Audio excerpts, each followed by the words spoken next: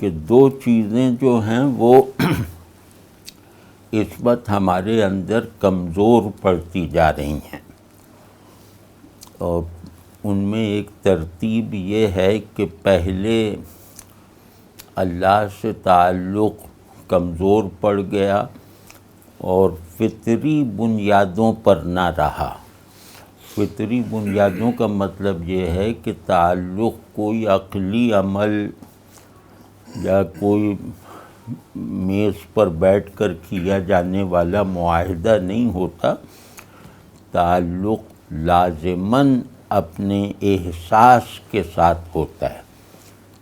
محض تصور کے ساتھ نہیں، اور تصور تو اللہ کے ساتھ جو ہے وہ باندھا ہی نہیں جا سکتا، تو اس سے مطلب اس کا غیب متاثر ہوتا ہے، تو اس میں جو ہے وہ اللہ سے تعلق میں تو بس صرف احساس تعلق ہمارے حصے میں آیا ہے، اور وہ بھی جیسے بغیر مجاہدے کے ہے، کیونکہ ہمیں ہر تعلق کا تجربہ ہے، اور جس تعلق کی جتنی اہمیت ہمارے اندر ہوتی ہے اس اہمیت کے مطابق وہ تعلق اپنے احساسات بھی جیسے فریش کرتا رہتا ہے، اور اس کے ساتھ ساتھ جس سے ہمارا وہ تعلق ہے اس سے وہ ذہن سے محو نہیں ہونے دیتا۔ تو یہ دونوں چیزیں اللہ نے آدمیوں کو ان کے نظام احساس اور نظام خیال کے ساتھ ودیعت فرمائی ہیں، یا اس صورت میں ودیعت فرمائی ہیں۔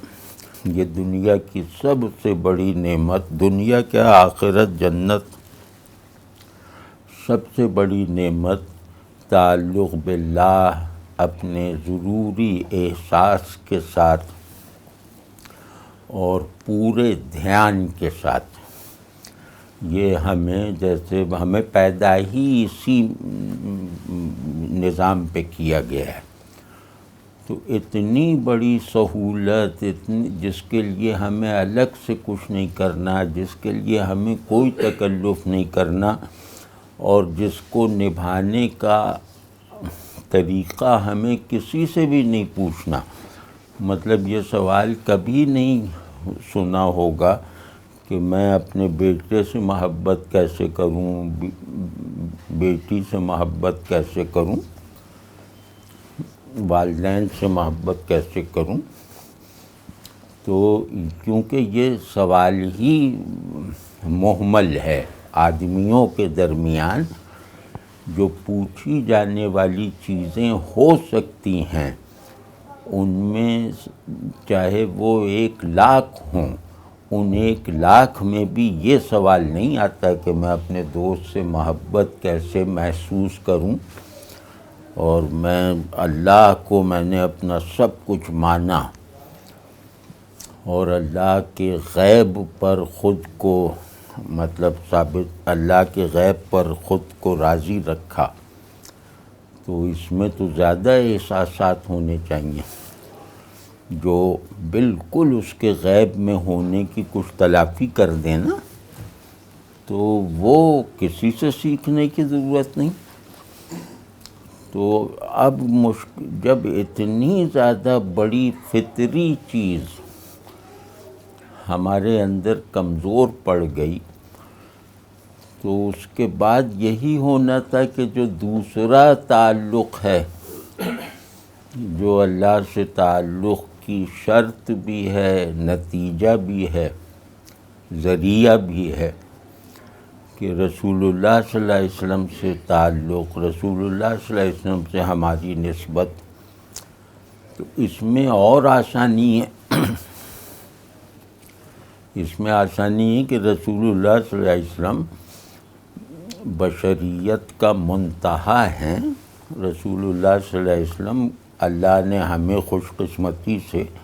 اسی نوع میں پیدا فرمایا جس نوع میں رسول اللہ صلی اللہ علیہ وسلم کو تخلیق کیا گیا۔ تو وہ ایک جیسے اپنائیت اور مطلب ایک بہت زیادہ مغایرت نہیں ہے، تو وہ انسانی محبت کی طرح ہے، انسان سے غیر مشروط محبت کرنا، بس اتنا فرق ہے اس محبت کی کیفیت میں کہ باقی سب محبتیں مشروط ہوتی ہیں، کسی نہ کسی شرط سے مشروط ہوتی ہیں۔ رسول اللہ صلی اللہ علیہ وسلم کی محبت غیر مشروط ہے، تو اس کو نبھانا بھی کوئی بات نہیں۔ ظاہر ہے آپ کا لقب ہے رسول صلی اللہ علیہ وسلم، تو رسالت آپ کے ساتھ ویسی ہی منسوب ہے جیسے کہ بشریت منسوب ہے، یعنی اتنی ہی یقینی ہے، تو اس میں ہمیں کسی بھی طرح کے تکلف کی ضرورت نہیں، کسی بھی طرح کی الگ سے تدبیریں کرنے کی ضرورت نہیں کہ رسول اللہ صلی اللہ علیہ وسلم کی محبت کبھی مجھے رلائے، کبھی ہنسائے، کبھی جو ہے وہ بیتاب کرے، کبھی تسکین عطا ہو، تو یہ سب ہوتا رہنا چاہیے۔ تو اب صورت یہ ہو گئی ہے کہ یہ سب جو جیسے ایسا ہے کہ آنکھوں نے بینائی چھوڑ دی، کانوں نے سماعت سے انحراف کر لیا، یہ اس طرح کی جیسے نہ سمجھ میں آ سکنے والی غلطیاں یا کوتاہیاں یا فیصلے ہیں، تو ہم نے ان پہ مطلب کوئی جیسے ہڈی ٹوٹ جائے تو اس کی فکر کرتے ہیں، ڈاکٹر تک پہنچنے میں دیر نہیں لگاتے،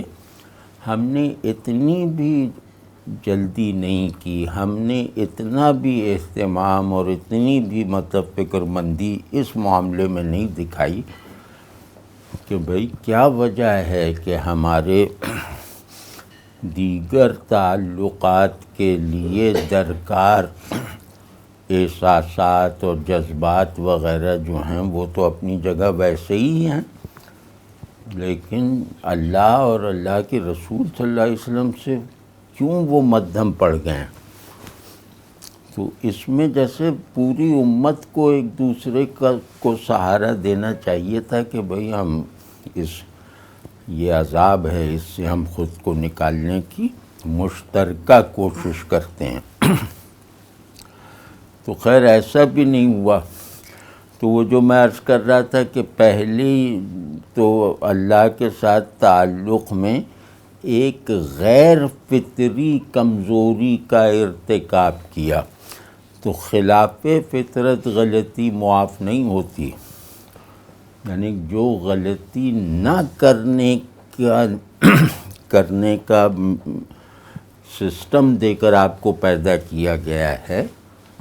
آپ وہ غلطی کر دیں تو یہ کیسے معاف ہو سکتی ہے؟ یہ بے وفائی ہے۔ تو وہ جب اللہ کے ساتھ ہو گیا، بس اللہ کبھی کبھی یاد آ جاتا ہے، اور وہ بھی جیسے نام کے ساتھ، وہ بھی نماز میں اللہ اکبر کہتے ہوئے، وہ ایسے ہمارے اندر کوئی احساس، کوئی شوق، کوئی فکر مندی یہ سب پیدا نہیں کر رہا، تو اس کا نتیجہ یہ ہوا کہ ظاہر ہے کہ اللہ ہی اگر ایک طرح سے ڈسکنیکٹ ہو گیا ہے ہم، تو پھر رسول اللہ صلی اللہ علیہ وسلم کی تو جو بھی حیثیت ہے وہ اللہ ہی کے حوالے سے ہے، یعنی اگر اللہ کو کے تعلق کا ادب ادا نہیں کیا تو رسول اللہ صلی اللہ علیہ وسلم کے لیے جن محبتوں کا ہم سب کو تجربہ ہے، ان محبتوں میں کمزوری آنی اب شروع ہو گئی ہے، اور بہت واضح کمی، بہت زیادہ واضح کمی۔ اس کو کچھ عرصے تو ہم نے وہ تقریبات اور جلسے جلوس سے چھپائے رکھا کہ پتہ نہ چلے کہ ہم رسول اللہ صلی اللہ علیہ وسلم سے اب کوئی ایسی محبت نہیں ہے۔ وہ بس نعت شریف پڑھ لی اور جھوم گئے، عید میلاد النبی کا جشن منا لیا، تو یہ سب چیزیں وہ تھیں جو تعلق بالرسول کو چھپانے کی کوششیں تھیں۔ اب ان کوششوں کا بھی پردہ چاک ہو رہا ہے۔ اب نعت خوانوں کا ریٹ بھی کم ہو گیا ہے۔ مطلب یہ عجیب بات ہے کہ نعت خوانوں کو پہلے جتنے پیسے ملتے تھے اب نہیں ملتے۔ تو اسی طرح جشن عید میلاد النبی گھٹ کے 10% رہ گیا ہے۔ وہ جو ان کی تعداد ہے وہ ہر سال پچھلے سال سے گھٹ جاتی ہے۔ اب یہ مطلب ہم تو چاہتے ہیں کہ نہ ہو یہ جشن وغیرہ، اور یہ چادریں جو چڑھائی جا رہی ہیں آپ صلی اللہ علیہ وسلم سے ہماری بے وفائی کو چھپانے کے لیے، یہ نہ ہوتی، لیکن اب اس پہ مجھے تو فکر ہونے لگی ہے کہ چلو وہ پہلے ایک رونق سی تھی، اب وہ دکھاوا بھی کمزور ہوتا چلا جا رہا ہے۔ یعنی اس کا مطلب یہ ہے کہ ہم رفتہ رفتہ اس طرف چل پڑے ہیں کہ یہ کوئی اتنی بڑی خامی نہیں ہے کہ جسے ہم چھپانے کے لیے 2-4-10 دن اداکاری کرتے رہیں، کیونکہ اس میں بھی محنت تو ہوتی ہے۔ تو اب جو بہت بڑا بحران آنا شروع ہو چکا ہے وہ ہے رسول اللہ صلی اللہ علیہ وسلم کے ساتھ اتباع اور اطاعت تو بہت آئیڈیل چیزیں ہیں، اب آپ صلی اللہ علیہ وسلم کے ساتھ تعلق کا جو ایک فطری ماحول ہوتا تھا، جو فاسق و فاجر مسلمان میں بھی ہوا کرتا تھا، سب نے دیکھ رکھا ہے، وہ جو فطری محبت، اور آپ صلی اللہ علیہ وسلم کے لیے جیسے ایک ہر وقت ایک بیتابی اور سکینت ساتھ ساتھ ہر آدمی کو محسوس ہوتی تھی۔ کوئی کہتا تھا شفاعت فرمائیں گے آپ ہماری، تو وہ ٹھیک تھا، وہ بھی مطلب، اور کوئی کہتا تھا کہ آپ صلی اللہ علیہ وسلم کو بس جس نے ایک بار محبت سے کہہ دیا یا رسول اللہ صلی اللہ علیہ وسلم، تو اسے جہنم میں کیسے ڈالا جائے گا۔ اب ان خیالات کی قانونی شرعی جو بھی حیثیت ہو، لیکن یہ خیالات ہماری تہذیب کو حب رسول صلی اللہ علیہ وسلم سے شرابور رکھتے تھے، ان میں سمجھ غلط تھی، وہ احساس جھوٹا نہیں تھا۔ مطلب یہ سب لوگ جو یہ سب کر کر کے وہ فلمیں دیکھ رہے ہوتے تھے، تو یہ سب اپنی محبت میں جھوٹے نہیں تھے، سمجھ میں ناقص تھے، کہ انہیں پتہ ہی نہیں کہ اللہ بھی کوئی ہے جو وہ کرے گا۔ تو لیکن اب اس طرح کی جو بچکانہ قسم کی جو محبت کا یہ جو بچکانہ استعمال ہے، یہ بھی اب کمزور پڑ چکا ہے بہت زیادہ۔ اب اس طرح کے لوگ نہیں ملتے کہ آپ صلی اللہ علیہ وسلم کا تذکرہ آئے تو ایک دم وہ ٹیک لگائے بیٹھے ہیں تو ٹیک نہ لگائیں، مؤدب ہو جائیں، یا جو ہمارے رسوم تھیں وہ اس پہ چلتی تھیں، ان سب آداب پہ، اور وہ تو اب ہمارے یہاں کی اس طرح کی معاشرتی رسمیں وہ بھی اب ایسی نہیں رہ گئیں کہ چلو مطلب دکھاوے کے لیے ہی صحیح یہ کر دو، اب دکھاوے کی بھی ضرورت محسوس نہیں کر رہے لوگ۔ تو اس میں بھائی بہت زیادہ ضرورت ہے، مطلب جینے مرنے والا مسئلہ ہے، کیونکہ یہ اگر اس پر بھی ہم بے حس رہے تو یہ پھر ہمارا عالم نزع ہے، اس کے بعد کوئی زندگی نہیں ہے، اس کے بعد بس مرنا ہے ایمان سمیت۔ تو اس کی ذرا سی فکر کرنی چاہیے۔ اس کے لیے آج میں نے سوچا ہے کہ ایک عمل عرض کروں، اور اس کو مطلب کرنا تجربہ تو یہی ہے کہ وہ رسول اللہ صلی اللہ علیہ وسلم کی محبت میں آ جانے والے اس ضعف کو جو بعض لوگوں نے قبول کر رکھا ہے اور بعض لوگوں کو احساس بھی نہیں ہو رہا، وہ چاہتے نہیں ہیں لیکن ماحول میں ایسی چیزیں پیدا ہو گئی ہیں کہ انہیں احساس بھی نہیں ہے کہ وہ کیا کیا چیزیں لوز کرتے جا رہے ہیں۔ تو ایسے لوگوں کی اللہ نے چاہا تو تجدید محبت رسول اللہ صلی اللہ علیہ وسلم کے لیے آسانی سے ممکن ہے۔ وہ ٹھیک ہے، اطاعت تو امتحان کا حصہ ہے، اتباع تو آزمائش کے پیکج میں ہے نا، وہ تو محنت کریں گے تو ہوگی، لیکن ایک ہے کہ مجھے اپنا ایمان ہی قابل قبول حالت میں رکھنا چاہیے نا۔ تو وہ ایمان جس کے بارے میں مجھے یہ ضمانت حاصل ہے کہ تمہارے گناہ بھی اس ایمان کو شک کے دائرے میں نہیں رکھ سکتے، یعنی کہ میرا مومن ہونا یعنی اللہ پر ایمان رکھنا اس کی توحید کے ساتھ، تو وہ میری غلطیوں سے نگیٹ نہیں ہوگا، یعنی گناہ جو ہے مجھے مومن سے غیر مومن نہیں کریں گے 2-3 گناہوں کے علاوہ۔ تو اتنی بڑی مجھے ضمانت حاصل ہے، تو اس کے بعد اگر اس میں نہیں ہو رہا کچھ، اس کی حفاظت کرنے کوئی بھی احساس نہیں ہو رہا، یا اس کو محفوظ رکھنے کے لیے کسی فکر مندی کا ظہور نہیں ہو رہا معاشرتی سطح پر، تو یہ خوفناک بات ہے۔ تو اس کے لیے ایک عمل عرض کرتا ہوں، مطلب ایک عمل ہے معاشرتی، ایک عمل ہے انفسی، مطلب اپنے لیے، ایک عمل جیسے ذکر کی قبیل سے ہے، دوسرا عمل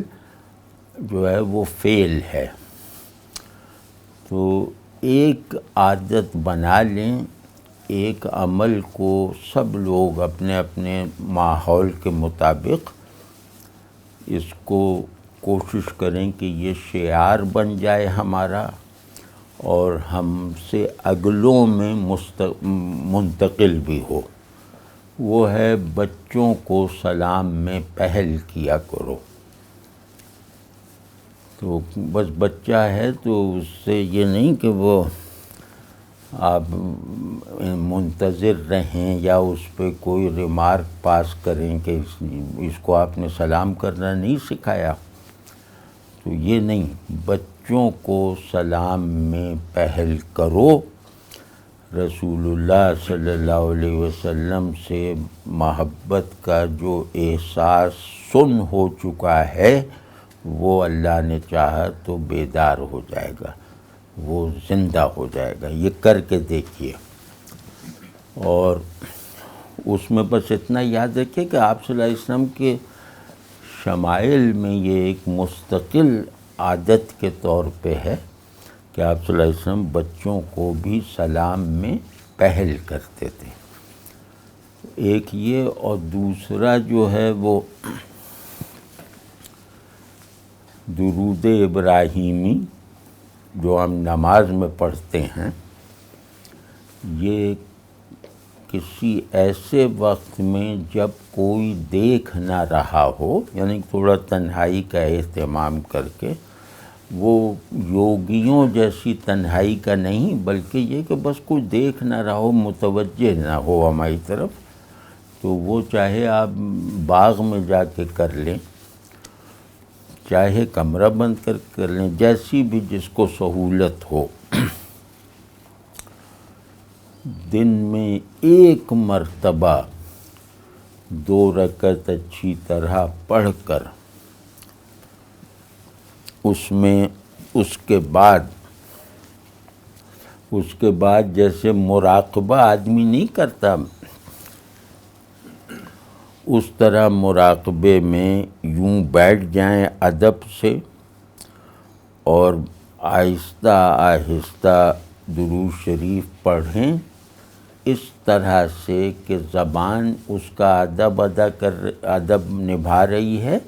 یعنی آہستہ آہستہ عام وظیفوں کی طرح نہیں پڑھ رہے، ٹھہر ٹھہر کے سنبھل کے، اور محبت اور ڈر کو یکجا کر کے پڑھ لیں۔ تو اس میں پھر یہ کہ میں کیا کر رہا ہوں، یہ درود شریف کیوں پڑھ رہا ہوں، اس کا مطلب کیا ہے، یہ ذہن اس کی طرف متوجہ رہے۔ مثال طور پہ کہ یہ وہ دعا ہے جو قبول پہلے کی گئی ہے، واجب بعد میں کی گئی، یعنی یہ دعا ایسی ہے کہ کوئی کافر بھی اگر کر دے، نہ ماننے والا بھی، تو وہ تاثیر رکھے گی، وہ جو ایک اس کی تاثیری روایت ہے وہ اسے قبول کر لے گی۔ کہ جیسے رسول اللہ صلی اللہ علیہ وسلم کی کوئی غیر مسلم بھی تعریف کر دے تو ہم کوئی اس سے بیگانگی تھوڑی برتیں گے، ہم اور بیٹھ جائیں گے سنیں گے۔ تو یہی درود شریف کا ہے کہ یہ جیسے کوئی بھی پڑھ دے تو اللہ کے یہاں اس پڑھنے کی قدردانی ہے۔ تو پہلی بات یہ کہ ہر مسلمان کی محبوب ترین دعا درود شریف ہونی چاہیے۔ یعنی اگر کوئی ہم سے پوچھے کہ بھائی تم سے اگر اللہ میاں کہیں کہ بس ایک دعا کرو آج وہ قبول ہوگی، تو وہ ایک دعا اللہم صلی علی محمد کے علاوہ کچھ نہیں ہو سکتی۔ یعنی میری سب سے بڑی آرزو یہی ہے، اور وہ آرزو بھی خوشی کے ساتھ ہے، مطلب وہ آرزو ٹیکنیکلی آرزو نہیں ہے کہ ایسا ہو جائے، بلکہ ایسا ہے کہ بس ہماری سب سے بڑی ضرورت ہے، اور یا اللہ آپ کا شکر ہے کہ ضرورت آپ نے پوری کر رکھی ہے، ہم تو بس ایسے ہی اپنے آپ کو خوش کر رہے ہیں۔ یہ یاد رکھنا، درود شریف جو آدمی اس طرح پڑھتا ہے نا کہ یا اللہ یہ تو آپ کی بڑی رحمت ہے مجھ پر کہ رسول اللہ صلی اللہ علیہ وسلم کے لیے جو میں آپ سے عرض کر رہا ہوں کہ ان پہ صلوات بھیجی جاتی رہے، یہ تو آپ کر ہی رہے ہیں۔ تو آپ نے اپنے پسندیدہ ترین کام میں مجھے جیسے آرائشی طور پر ہی صحیح ایک کردار دے دیا ہے کہ میں کہہ سکوں کہ میں نے بھی اللہ سے یہی دعا کی تھی، اور مطلب جو یقیناً مقبول تھی زبان سے بعد میں نکلی۔ تو اب اس میں جو شکر گزاری ہوتی ہے نا درود شریف میں مطلب سچ کہتا ہوں کہ اللہ کا شکر ادا کرنے کی جو والہانہ کیفیت ہے وہ درود شریف سے زیادہ کسی چیز میں نہیں ہے۔ یہ ہے درود شریف کا پہلا حق کہ آپ اس کو یہ سمجھیں کہ سب سے بڑی دعا رسول اللہ صلی اللہ علیہ وسلم کی سے احسان مندی کا سب سے بڑا اظہار، ظاہر ہے ہم احسان مند ہیں نا، اور رسول اللہ صلی اللہ علیہ وسلم کو محبوب بنانے میں اور اس محبت میں ترقی کروانے کا سب سے بڑا وسیلہ درود شریف ہے۔ تو ایک حالت شکر میں، ایک حالت عاجزی میں، اور ہاتھ جوڑ کے جیسے شکریہ ادا کر رہے ہیں، احسان مان رہے ہیں، تو یہ سب کیفیتیں گھل مل جاتی ہیں۔ اور پھر بیچ میں اپنا بھی ہے کہ ہمیں اب کیا ہے، ہمارے رسول صلی اللہ علیہ وسلم تو اس مقام پہ ہیں ہی، تو ظاہر ہے ہمیں کوئی چھوڑ تھوڑی دیں گے، ہمیں بھی کچھ نہ کچھ کر ہی دیں گے۔ تو یہ سب چیزیں کچھ بچوں کی طرح ہوں گی، کچھ عارفوں کی طرح ہوں گی، کچھ عاشقوں کی طرح ہوں گی۔ یہ سب چیزیں جیسے ایک تحفے کی صورت میں، ایک درود شریف کی حیت میں، ایک اللہ کے لیے سب سے پسندیدہ تحفے کی حیثیت سے اللہ کے پاس جاتی ہیں، اور اللہ ان تحائف کے بارے میں اپنی پسندیدگی کے ساتھ ساتھ تحفہ گزارنے والے مجھ ایسے نالائق کو بھی متعارف کروا دیتا ہے رسول اللہ صلی اللہ علیہ وسلم کہ بھئی مان رہے ہیں وہ احسان، چلو کچھ ادھر ادھر ہو گیا لیکن احسان مان رہے ہیں اور محبت کر رہے ہیں فلاں ٹمت۔ ارے اللہ کی گواہی سے بڑی کیا گواہی ہوگی وہ کہ دل میں ہے محبت۔ تو یہ ساری چیزیں جو ہیں یہ سب جب گھل مل کے ایک نئی حیت وحدانی اختیار کر لیتی ہیں تو یوں محسوس ہوتا ہے کہ احساس اور خیال الگ الگ نہیں ہیں، یوں محسوس ہوتا ہے کہ ایک نیا تجربہ مجھے حاصل ہوا ہے، ایک نیا احساس مجھے نصیب ہوا ہے جو ہر اگلے قدم پر اپنی پچھلی کیفیت میں اضافہ کرتا رہتا ہے۔ تو اس کو بھائی درود شریف کو پڑھنے کا حق جو ہے وہ ادا کریں، جس کا درود شریف اس درود شریف اپنے مطلب شکر گزاری کے ساتھ، رسول اللہ صلی اللہ علیہ وسلم کی محبت کے جذبے کے ساتھ، اور بہت جیسے فخر کے ساتھ کہ اللہم صلی علی محمد، اس میں اب ظاہر بہت ہی فخر کی بات ہے نا کہ ہم کہہ رہے ہیں کہ یا اللہ آپ وہ کام کیجئے جو آپ جب سے پتہ نہیں کب سے کر رہے ہیں، تو ہم بھی جیسے اس میں اپنی آواز ملا دیتے ہیں کہ دیکھو اللہ کے کام میں ہمارا بھی کچھ نہ کچھ آ ہی گیا، تو فخر ہے نا بہت۔ تو یہ سب چیزیں جیسے گڈمڈ اور گھل مل جاتی ہیں اور ان کا پھر ایک ہو جانے کے بعد کوئی نام نہیں رہ جاتا، وہ ہے صلاۃ، جس صلاۃ کی ہم طلب کر رہے ہیں اللہ سے کہ رسول اللہ صلی اللہ علیہ وسلم پر بھیجتا رہے۔ وہ صلاۃ اگر سمجھ میں آ گئی، سمجھ تو خیر ہماری بہت تھوڑی ہے، لیکن وہ صلاۃ کا ذائقہ اگر ذرا بھی چکھ لیا تو یہ والی جو وحدت ہے، وحدت حسی اور وحدت ذہنی جو ہے یہ حاصل ہو جائے گی، اور قلب کو اس کا سب سے مطلوب، اس کا سب سے مرکزی حال نصیب ہو جائے گا۔ تو یہ کوئی معمولی سب چیزیں ہیں، اور پھر ہم سے کہا بھی نہیں جا رہا ہے کہ تم جنید بغدادی بن جاؤ، تم ابن تیمیہ بن جاؤ، بس جیسے بھی ہو کرتے رہو، تو اس کی برکت سے خود بھی ٹھیک ہوتے جاؤ گے۔ ایک وقت آئے گا نا کہ مجھے شرم آنے لگے گی کہ بھئی یہ کیا بات ہوئی ہے کہ ہم صلاۃ پہ صلاۃ بھیجے جا رہے ہیں، باقی تو اس تعلق کا کوئی حق ہی نہیں ادا کر پا رہے، تو ایک غیرت سی آتی ہے، ایک شرم آتی ہے۔ تو اس میں بھائی یہ جو دو چیزیں ہیں یہ میں انشاءاللہ کسی اور وقت عرض بھی کروں گا کہ اس کے پیچھے حکمتیں کیا ہیں، اور اللہ کے ذکر کی وہ صورت جو رسول اللہ صلی اللہ علیہ وسلم کو مذکور بنائے بغیر وجود میں نہیں آ سکتی، وہ کیا ہوتی ہے۔ تو سر دست یہی ہے کہ درود شریف انفع الاذکار ہے، اور اس کو بس اختیار کر لیں تو سب چلتا رہتا ہے۔ یعنی آپ صلی اللہ علیہ وسلم آپ صلی اللہ علیہ وسلم سے نسبت کا جو معجزاتی مزاج ہے نا، وہ آخری مسلمان اور آخری لمحے تک جاری ہے۔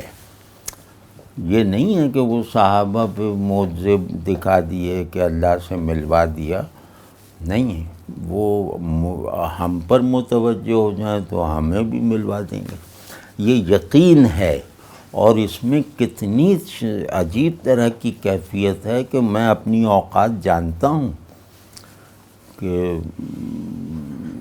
ایس پی بلا لے تو ٹانگیں کانپنے لگیں، لیکن یہ یقین ہے کہ اللہ سے وہ ملوا سکتے ہیں. تو کیسی محبت ابھرے گی میرے اندر کہ مجھے وزیر سے ملنے کوئی دے نہیں رہا، اور آپ صلی اللہ علیہ وسلم مجھ ایسے بالکل مٹی سے بھی کمتر وجود کو کہہ رہے ہیں کہ آ جاؤ، جب چاہے ملوا دوں گا، جب چاہے، یہ سب تمہارے ہاتھ میں ہے. تم جو فرمائش مجھ سے کرو گے اس فرمائش میں سچے ہو، بس اتنی تمہاری ذمہ داری ہے. تو جب ہم اپنی طلب میں سچے ہو جائیں گے نا، تو یہ رسول اللہ صلی اللہ علیہ وسلم کی اتباع سے پھر دور نہیں رہنے دیتی. اتباع کہتے ہیں بربنائے محبت لگے لگے چلنا، تو سب ٹھیک ہو جاتا ہے. یہی کہ رسول اللہ صلی اللہ علیہ وسلم کی اتباع نصیب ہو جائے گی. ہماری تو سمجھ ہی نہیں آ رہا کہ اب اتباع کیسے کریں. ہمارے سامنے تو بڑے بڑے آپ صلی اللہ علیہ وسلم کے مقربین ہیں، تو وہ تو مایوس ہو جاتا ہے آدمی کہ بھئی ہم ایسے کیسے بن سکتے ہیں. تو ہم ویسے نہیں بن سکتے، لیکن ہم اس آخرت میں ان کے طبقے میں جا سکتے ہیں. اپنی موجودہ کمترینی کے باوجود ہم آخرت میں رسول اللہ صلی اللہ علیہ وسلم کے صحابی بننے کا شرف حاصل کر سکتے ہیں. اور وہ صحابیت زیادہ بڑی صحابیت ہے، کیونکہ وہ انعام ہے. یہ صحابیت جو ہے یہ آزمائش ہے. وہاں تو سب چیزیں مکمل ہو جائیں گی نا، تو وہاں اللہ اگر مرافقت نصیب فرما دے تو ہم بھی صحابی ہوں گے نا، کہ آپ صلی اللہ علیہ وسلم کو زیارت کر رہے ہوں گے. تو یہ سب خواہشیں مجھ ایسا آدمی بھی جو ایک تسمے کے لائق نہیں ہے، یہ خواہشیں رکھنے کا رسول اللہ صلی اللہ علیہ وسلم کی طرف سے اللہ کے اذن سے حق رکھتا ہے. ہر فاجر آدمی جنتی ہونے کی تمنا کا رکھنے کا حقدار ہے. اس کو کوئی نہیں کہہ سکتا کہ تم اپنی حالت دیکھو اور کہتے ہو جنت میں جانا چاہیے مجھے. یہی تو حسن ہے، یہی رحمت ہے.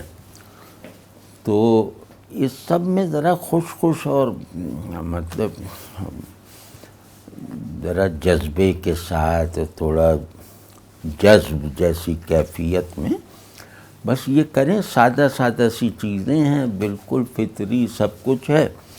پھر ایک وقت آئے گا کہ آپ کو لگے گا کہ آپ کچھ بھی کر رہے ہیں، اندر جیسے ایک گونج سی مدھم نہیں پڑ رہی کہ اللہم صلی علی محمد. تو اب جب میرے اندر ہی یہ گونج پیدا ہو گئی کہ اللہم صلی علی محمد، تو کچھ میں بھی تو بن ہی جاؤں گا نا. کچھ مجھے بھی تو شرم آئے گی نا کہ یہ اتنی خراب اور بدبودار بوری میں نے دنیا کی سب سے اچھی خوشبو رکھی ہوئی ہے، تو اس کو بدلوں گا نا، کہ یہ شرم آ جائے گی کہ یہ کیا ہے. تو سب ہو جائے گا، سب ٹھیک ہو جائے گا، کسی کی کوئی ضرورت نہیں. سب ہمارے محسن، سب ہمارے رہبر استاد یہ، لیکن موصل کوئی نہیں. موصل اللہ، اللہ سے ملانے والا، اللہ کا بندہ بننے کے لیے جن کی رہنمائی اور تربیت لازم ہے، بس وہ ہیں. اور آج بھی ہر آدمی آپ صلی اللہ علیہ وسلم کے معجزے خود بن سکتا ہے. اللہ نے ان کو عجیب طرح کی سعادتوں اور منزلتوں سے نوازا ہے. ہر مسلمان رسول اللہ صلی اللہ علیہ وسلم کا معجزہ بننے کے لائق ہے، پوٹینشیلی وہ ہر مسلمان لائق ہے، نہیں بنتا تو نالائق ہے، بے وقوف ہے۔ تو ہم سب کیوں نہ کوشش کریں کہ ہم بھی رسول اللہ صلی اللہ علیہ وسلم کے معجزات کی فہرست میں کہیں نیچے آ جائیں۔ تو اس میں کو اور آپ صلی اللہ علیہ وسلم کی کیا شان ہے کہ وہ کہتے ہیں جو چاہے تمنا کر لو،